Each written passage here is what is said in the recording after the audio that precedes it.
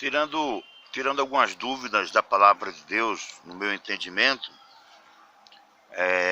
em Romanos, nós vemos aqui em Romanos capítulo 7, a partir do versículo 15, a gente vê o apóstolo Paulo falando algumas coisas difíceis de compreensão, né? Mas o Espírito Santo de Deus, ele nos dá a compreensão. Olha o que ele diz aqui, ó, Romanos 6,15, a partir. Porque nem mesmo compreendo o meu próprio modo de agir, pois não faço o que prefiro, e sim o que detesto. Ora, se faço o que não quero, consinto com a lei que é boa. Neste caso, quem faz isto já não sou eu, mas o pecado que habita em mim. Porque eu sei que em mim, isto é, na minha carne, não habita bem nenhum, pois o querer o bem está em mim, não porém o efetuá-lo. O bem está nele, mas não o efetuá-lo, porque não faço o bem que prefiro, mas o mal que não quero, esse eu faço.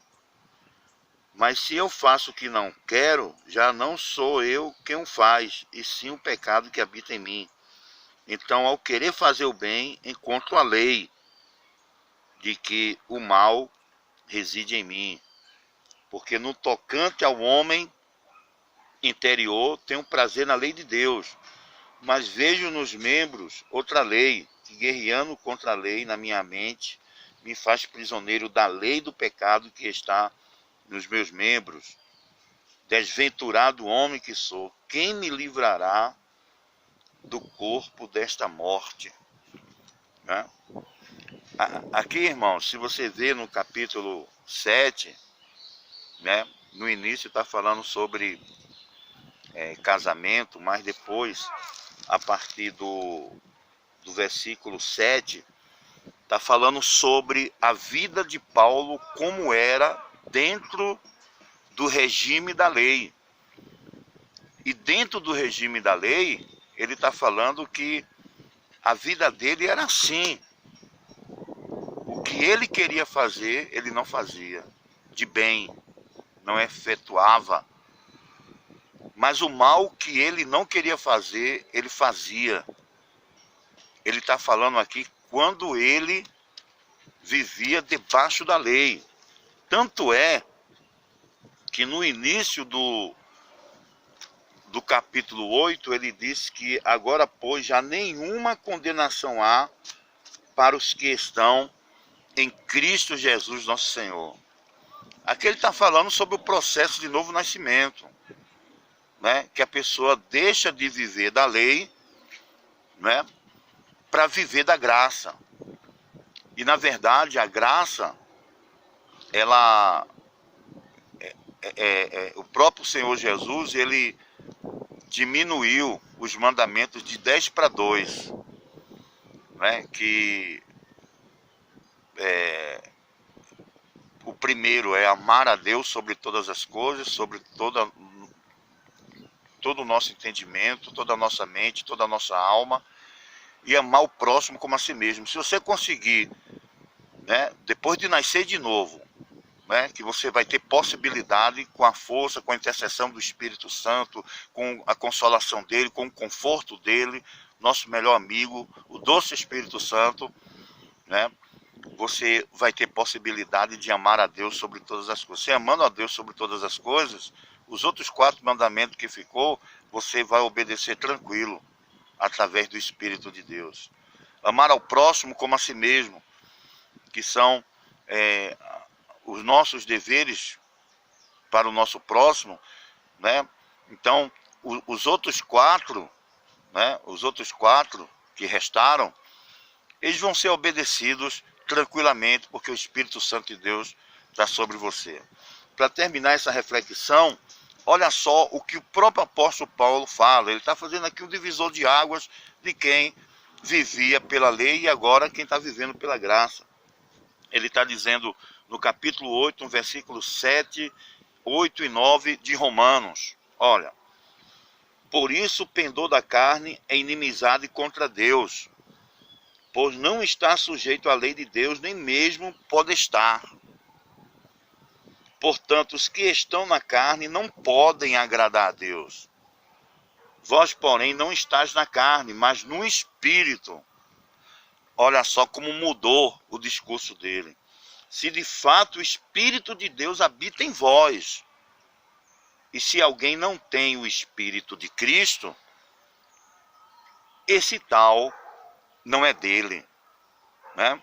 Ele não está dizendo aqui sobre a lei, está falando sobre o Espírito. Se o Espírito Santo não está em tal pessoa, esse tal não é dele.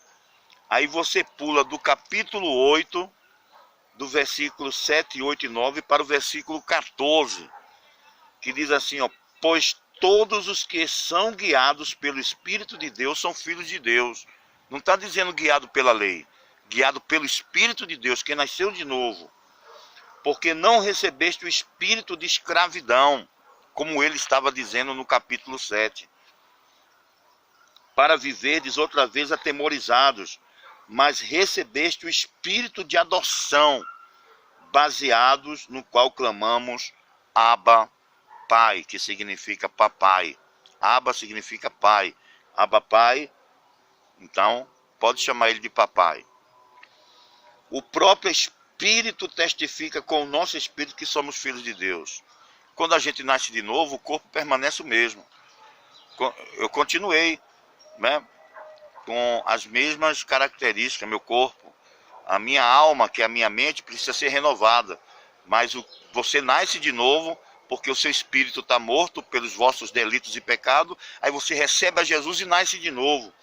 E aqui está dizendo que o próprio Espírito de Deus testifica com o nosso espírito agora, renovado, ressuscitado, vivificado, que somos filhos de Deus.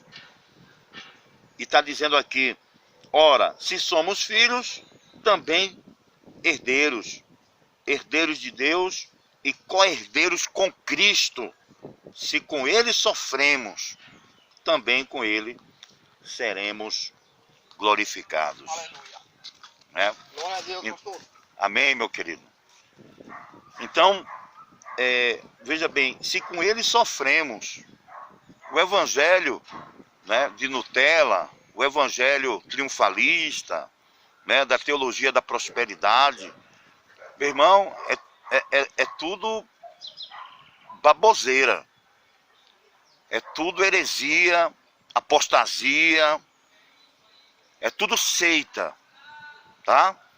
Porque o evangelho legítimo e simples fala que se nós sofrermos com ele, também com ele seremos glorificados. Se quer ser glorificado com ele, então sofra com ele. É por isso que no capítulo 5, a partir do 3, diz que a tribulação produz a paciência. A paciência produz a experiência produz a esperança. E a experiência tem a sua obra, e a esperança tem a sua obra completa. Meu irmão, não tem atalho no evangelho.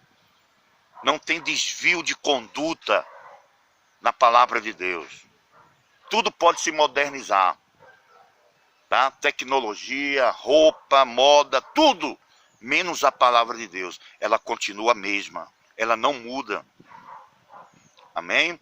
Então, eu não sou masoquista, mas existem 3 chamados para mim e para você. Vinde a mim, os que estáis cansados e sobrecarregados. É de graça. É de graça. Para você nascer de novo é de graça. Agora, para seguir a Jesus, ele disse, quem quiser vir após mim, negue-se a si mesmo, tome a sua cruz e siga-me. Aí é renúncia e abnegação, meu irmão. Tá? E para terminar, ide por todo mundo. Você vai se tornar pai espiritual. Se tem toda essa bagagem dentro de você, se tem toda essa experiência dentro de você, se tem toda esses valores e princípios dentro de você, você vai ganhar almas sim. Você vai cuidar dessas almas, você vai ganhar, consolidar, discipular e vai enviar. Tá certo? Então, é por isso que o apóstolo Hermínio está certo. Primeiro, nós temos que estar com ele, com o papai, em comunhão. E depois trabalhar para Ele, porque aí a gente vai trabalhar certo. Tá certo? Em nome de Jesus. O povo de Israel, no deserto, queria viver de milagre. Milagre não transforma caráter. Tantos milagres, mas não transformou o caráter do povo de Israel. Tanto é que todos que saíram do Egito foram mortos no deserto por murmurar, reclamar e os seus caráteres não serem transformados. Você nunca vai viver de milagre um dia após outro. Vai ter dias bons, vai ter dias ruins, vai ter dias maravilhosos, vai haver milagre, mas não, você não vai viver de milagre, porque Deus não vai criar criança mimada, entendeu? O seu caráter tem que ser transformado, entenda isso. O povo de Deus, você sabe quem entrou na terra prometida? Você sabe quantos entraram na terra prometida? Daqueles que saíram do Egito? 2, Josué e Calebe. Josué e Calebe, né? E daqueles que nasceram no próprio deserto, né? Que não conheceram o trabalhar do Egito, o trabalhar de Faraó. Amém? Então, entraram na terra prometida. E eu pergunto uma coisa a você. Você quer entrar na terra prometida, na nova Jerusalém, no novo céu, na nova terra? Jesus está voltando. Então, tome posse do evangelho simples e legítimo, tá? Para chegar no patamar de ganhar, consolidar, discipular e enviar. Jesus está voltando. Ele é a videira, nós somos o galho. O galho que não dá fruto, a Bíblia diz que ele está cortando e jogando fora. Mas se no capítulo 15, versículo 7, né, de São João, está dizendo: se permanecerdes em mim e minhas palavras permanecerem em vós, pedirei o que quiserdes e vos será feito. É um Deus de milagre ainda e sempre será. Ele não muda, é imutável, mas é preciso que Deus continue fazendo a parte dele, com certeza, e eu e você venhamos a fazer a nossa parte. Amém? Que Deus te abençoe. Direto ao assunto, hoje é especial, tirando algumas dúvidas que muitas vezes as pessoas falam para mim, às vezes por falta de conhecimento, de entendimento, e eu preciso ajudá-lo, falando a verdade. Deus abençoe.